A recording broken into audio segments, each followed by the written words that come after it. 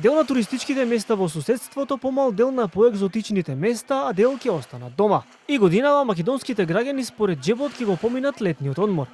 Најголем интерес има за Грција, Турција, Црна Гора. Оние што ќе останат во земјава ќе им дадат шанса и на домашните туристички места.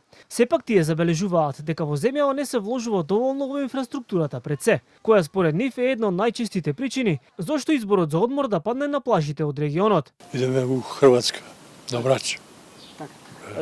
Дали сметате дека на нашите туристички места им се дава доволно простор? Не им се дава. Све е заградено. Приватно е све, не можеш да пристапеш. Ни пешки, ни со кола. Година чекаме принова, ќе останеме во Скопје. Некаде близко Грција. Што би поправила? Па можеби да се изреновира, да се направи по-фино за туристи, по-приступно, како на пример Преспа имаме, ама пропаѓа и слично. Мислам дека на Црногорско приморје најповеќе ми одговара климата, затоа таму планирам. Од друга страна пак значително е зголемен бројот на туристи кои ја посетиле земјава.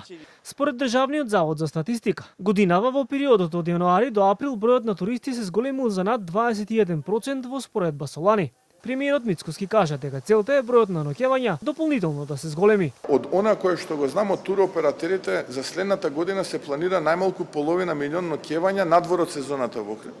Минатата година имавме рекордни 1.200.000 туристи регистрирани.